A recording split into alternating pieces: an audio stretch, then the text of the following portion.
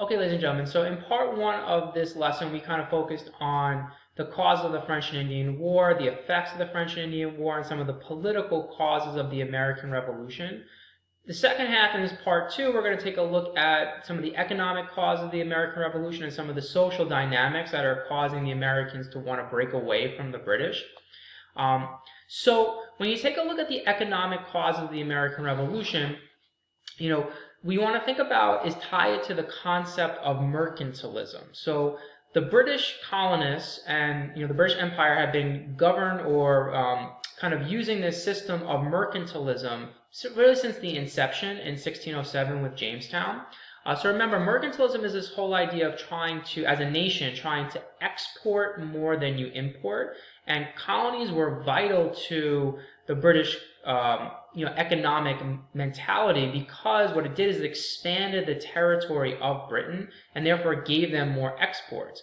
And so they had always been regulating trade between the colonies and the rest of the empire and the mainland of Britain. Now, what you want to understand here is that things are going to start to change a little bit in the way that they regulate this trade. And so we talked in the last screencast about how the British kind of had this policy of salutary neglect, meaning government-wise. They weren't heavily involved in the government. They allowed for the Americans to develop self-government, which led to democratic ideologies in the colonies. Economically, however, they are always somewhat involved because they looked at the colonies as a big source of revenue and a big source of wealth for the British Empire.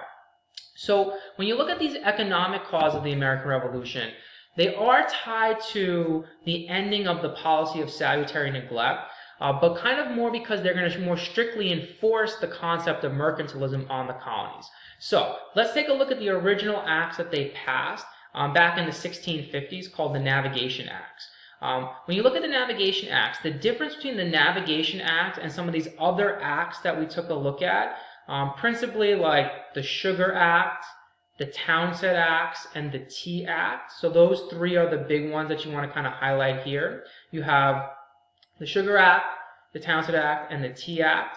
What makes them different from the Navigation Acts, the Navigation Acts are solely designed for the regulation of trade. At least that's how the British government sees it, and that's how the American colonists see it. It's basically regulating and restricting what Americans can trade, and where they can trade them, overseas. If you remember, they had a list of enumerated products. Now, the Sugar Act, the Townshend Act, and the Tea Act, these are also regulating what Americans can trade and who they can trade them with. But the purpose is seen as different. The purpose is seen as to raise revenue for the British Empire in order to pay off their debt from the French and Indian War. And so for the colonists, again, it ties back to principle, right? And this idea of what they're being asked to pay a tax for. So if you remember, this is famously showing the Americans protesting the Tea Act with the Boston Tea Party. And if you remember when we talked about this, the details of this, they actually lower the tax on tea. And so they did that in order to help the British East India Company and kind of facilitate their growth as a company because they were struggling. But this kind of highlights what Americans are really upset about, which is the principle behind this. The principle behind, they kind of feel that they are, again, not being represented through actual representation, and that these types of acts are changes from previous British acts that were passed before. And so this kind of ties into this second point, that the financial burden of taxation is not the issue. This is not what they're upset about. They're not saying well, we're so financially burdened we cannot feed our family due to the taxes, therefore we can't pay the taxes. It's not kind of like a French Revolution kind of mentality where you have this third estate that's rising up against an oppressive first and second estate. It's not really this policy. It's not the amount of taxes.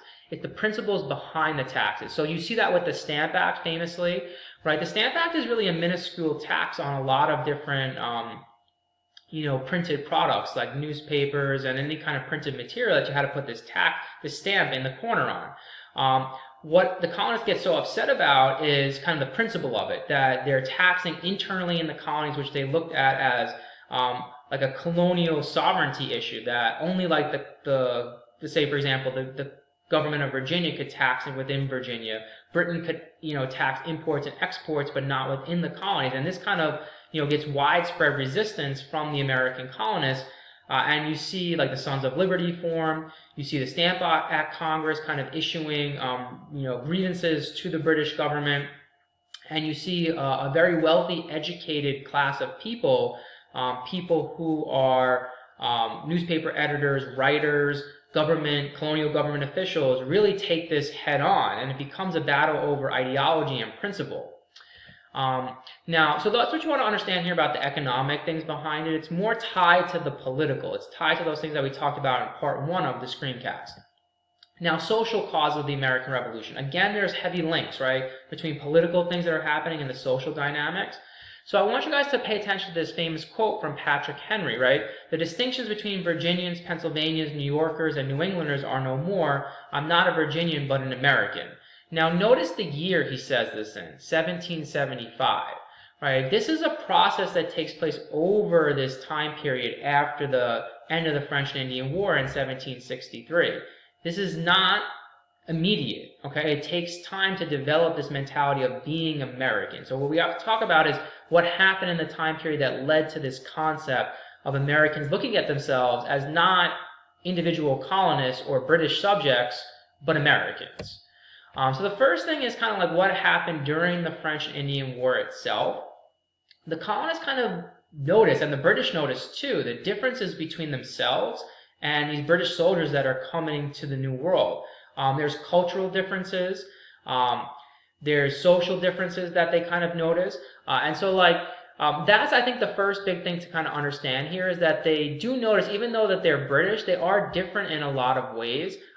Colonial society is a lot more rudimentary. It's a lot more rugged than the British society is. It's a lot more rural in a lot of ways than British society is. And so they do have fundamental kind of cultural differences. And the British kind of look down upon the colonists, if you remember. They have an air of superiority. They kind of look down on the colonists as kind of just like an inferior culture and not developed as much as, say, the British are. And the colonists kind of develop some kind of disdain for the British Army as well because of their arrogance and the way that they kind of are treated by the British. Now, the next big social thing you want to think about is that stemming from the events during the French and Indian War through this time period after the end of the French and Indian War, Americans are going to have political unity start to grow. And you see that in all these congresses that are developed. But that's also, so that's first thing. You want to note that these different congresses show some form of political unity, because in a lot of ways, leading up to the Continental Congress, they become like a de facto government of the American colonies. And then going into the American Revolution, they are the government of the American colonies. So it's political unity that's developing, but it's also social unity that's developing. And I think that's just as important. So when you look at this famous cartoon from Benjamin Franklin, first put out there in the French and Indian War and then later revived before the American Revolution, this idea that if the colonies don't see themselves as united together as one people, that they're going to fail, they're not going to survive. So if you look at these events, the Albany Plan of Union was trying to unite the colonies to fight against the French for common defense alongside the British. Then the Stamp Act Congress is a protest, and they basically send representatives from all the colonies to meet to kind of speak out against the Stamp Act, and they eventually send Benjamin Franklin to Britain to speak to the British about it, to try and convince them to repeal the Stamp Act, and they're successful at doing that. And then the Continental Congresses, which again send representatives from all the different colonies to meet in response to the Intolerable Acts that the British passed, so mostly to punish Massachusetts. So this brings social unity as well as political unity, and they start to see each other as Americans. The next thing I think that kind of brings social concept of Americanness to the colonists is the cohesion of these protest movements. So like a good example of this is like the organizations like the Sons of Liberty. The Sons of Liberty have chapters in every single colony. And so like they're organizing protests not just locally, but also across different colonies, which kind of brings some social cohesion. And like members of different groups can kind of like, or say members of like the Sons of Liberty can kind of feel united under this banner. The other thing is that they're all experiencing these acts that the British are passing. most of these acts are uniformly, and certain colonies are affected by it more, but they're passed for the entirety of the colonies for the most part. And so like all of the colonies are experiencing this, and they're in certain ways, some of them are resisting it, and so therefore it kind of brings them together in a lot of ways.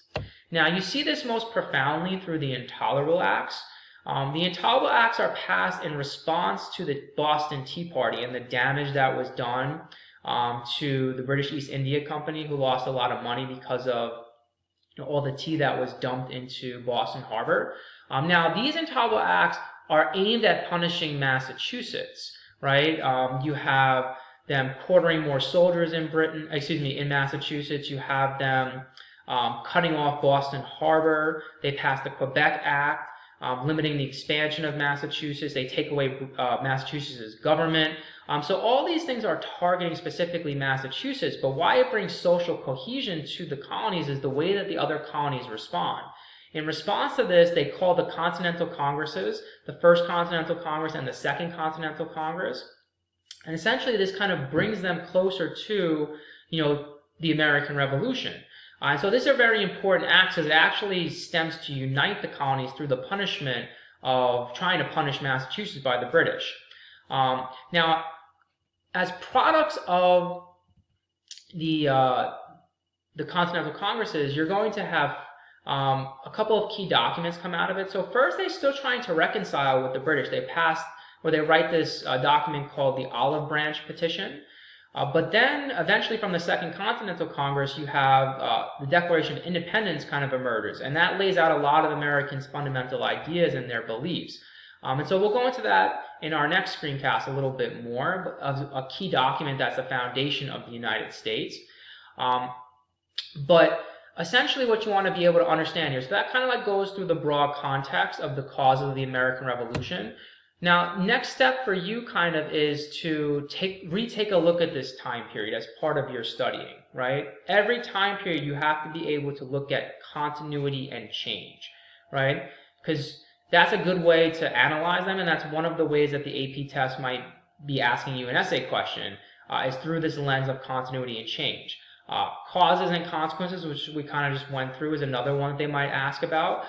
So like, what I would do now is take a look at all of the causes that we talked about, all these different things that happened between 1754 and 1766, and try to analyze it. What do you see as major changes, and what do you see as major continuities over this time period?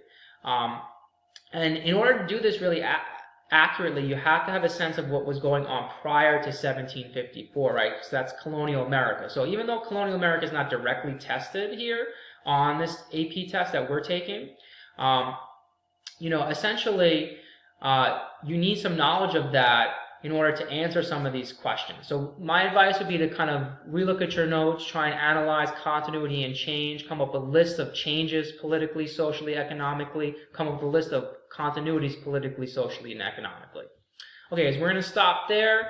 The next topic that we're going to take a look at is probably going to be some of the major effects of the American Revolution, socially and political effects that's happening in the time period following the Revolution.